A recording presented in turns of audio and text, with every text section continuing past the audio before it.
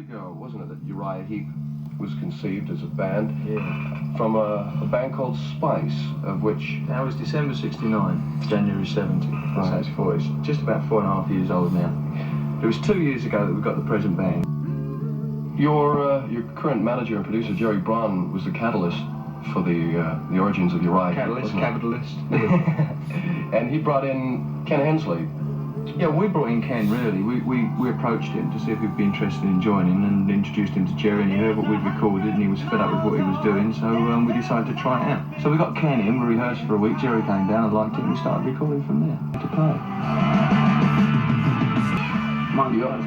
You're pretty compatible then with the rest of the... Yeah, we're all very compatible. I mean, you've lasted the present lineup. Well, we've all known each other, other than Gary, the four of us have known each other for a long, long time, so I mean...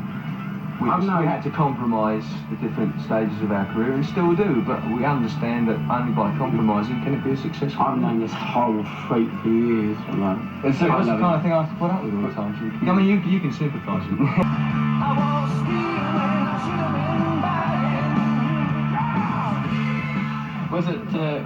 Was it like your friendship that was a binding influence in the early days? Friendship and respect, yeah. Respect, a lot of respect, a lot of basic friendship, and we'd help each other out a lot and still do, you know, and it's just, I don't know, just a mutual kind of understanding. It's like, if you want to put it in finer detail, there's an understanding that when you're on stage and you make a mistake, nobody has to turn around at the end of the gig and say, you made that mistake, because you know it. Yeah. They don't have to tell you, and you kick yourself for making it. In the beginning, did the critics' prediction, because it was a pretty popular thing to slate heavy music, did their impending doom sort of messages frighten you at all? They did, I suppose, in the very beginning, but once we started being successful in our own right and on our own terms, we just used to laugh at it, and we do now. We find it very amusing. In fact, when we get good reviews, we get worried. Yeah. But as long as they're bad, I don't know. We're still writing about it. The worse they are, the more they make us fight for what we have now and what we want to keep, you know. Can I make a little statement through that little... Can I make a dedication? I'd just like to say hello to my wife. Is that okay? Hello to Patty, my little boy Jackie, and my lovely Irish wolfhound. You got an Irish wolfhound? Yeah, I just bought it. How irrelevant can you get? It doesn't matter. It changes the subject and gets you off the flipping mic.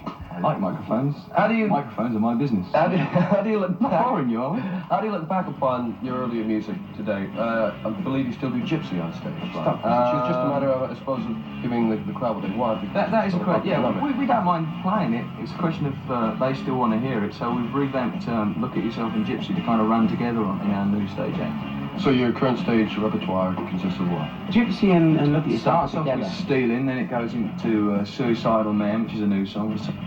I like Suicidal Man because it's very to the point of what America is involved in at the moment about that sort of, not typically committing suicide, John Lennon, but it's that the way they think is suicidal.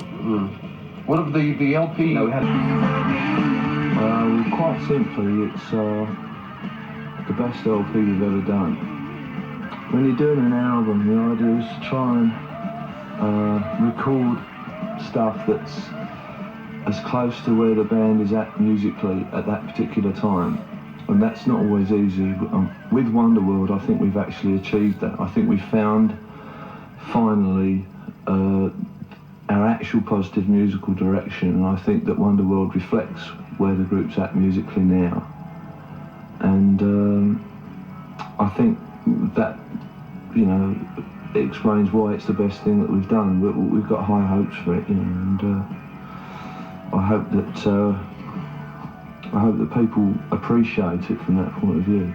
You know, it's Wonderworld's like a collection of songs that are very important to all of us, and the album being our 8th album is important just purely from that point of view.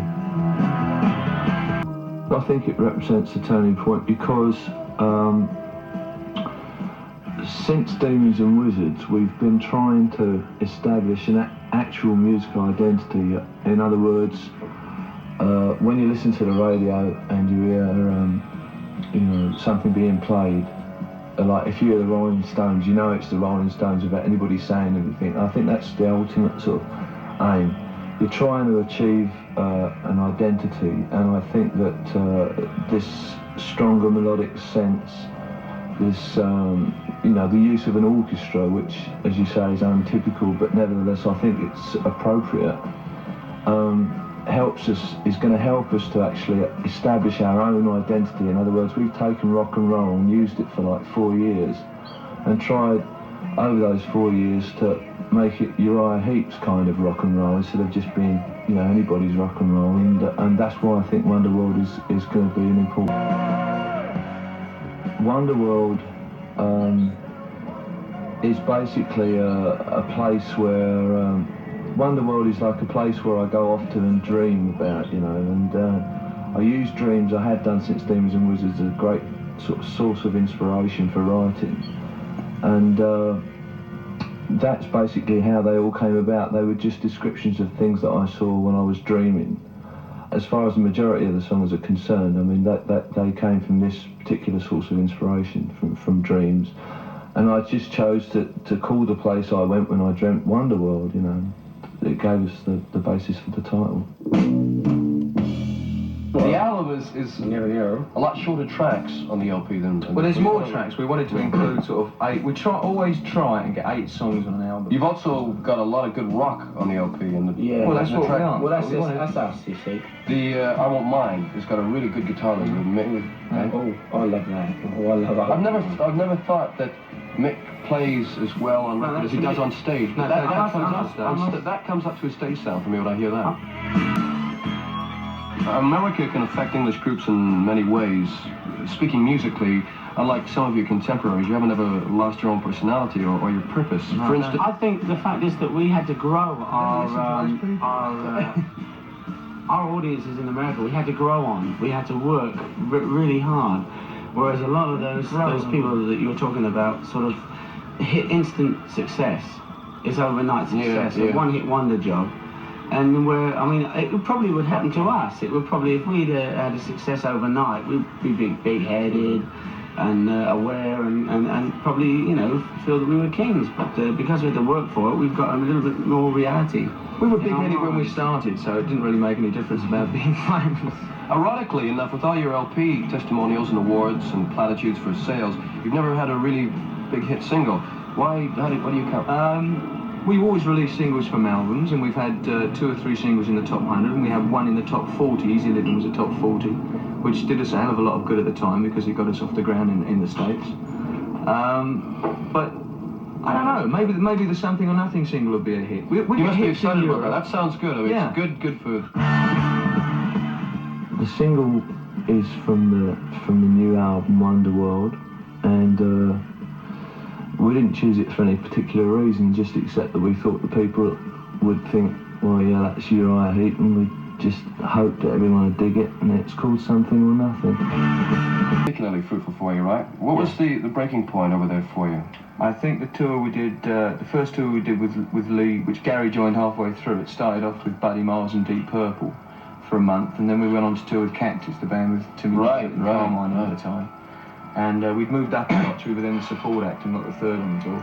And things started going really well for us for some reason, when nobody can understand why a band is ever successful. And so we finished up doing like 2 weeks on our own in smaller theatres. And then we went back about a month after that for 3 months on our own.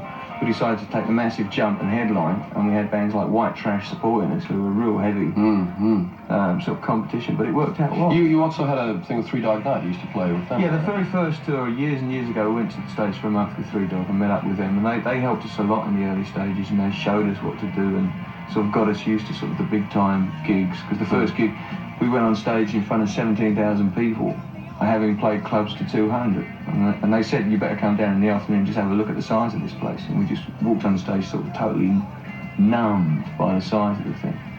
But we settled into it, really, and just sort of accepted it and went, well, if people don't like us, they won't come back again. Good guys, Three Dog. Yeah, I spoke with Corey, he's a nice guy. I like Corey.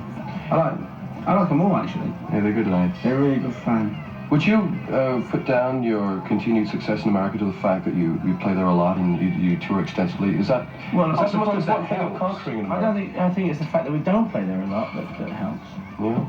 We do about 2 very big tours a year of America, like 2 8-week tours. We're going in about 2 weeks' time for 7 to 8 weeks, which covers virtually everything except the West Coast, which we did in January for 3 weeks, just concentrate on the West Coast.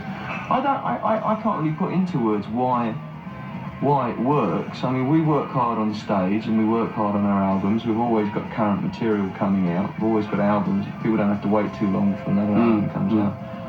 And I think we relate to the people a lot and relax our audiences and just show them that it really is just a gig to be enjoyed, and there's no sort of big heavy number about us or them, or just everybody's there to enjoy themselves. And I think once you break that barrier down and an audience can see a band on stage that's laughing and genuinely enjoying what they're doing and fooling around, I think they enjoy it themselves. It makes them more relaxed. Kids today are not so gullible. They seem to know, even by looking on stage, whether you're a friendly group or you're close together or whether you're separate. Whether you really care about whether you're there or not. If they see you Because it's a lot harder these days because there's a lot more bands touring too. I mean, there's and they're a lot more aware now. Yeah.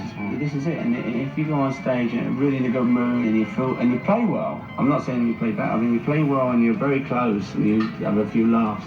They know it and they feel it, and it vibrates from them back to you, and it snowballs. Vice versa, it goes back to you, right back to the whole idea.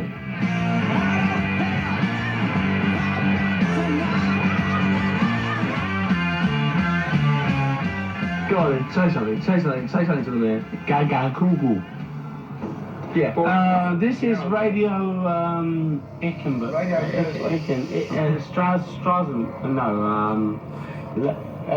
Same soap powder, Luxembourg. That's it. Lee Kerslake. Yes, my dear. What a wonderful person he is. Well, you are truly wonderful. Thank you, man. Thank you, kid. My old kid. Thanks a lot.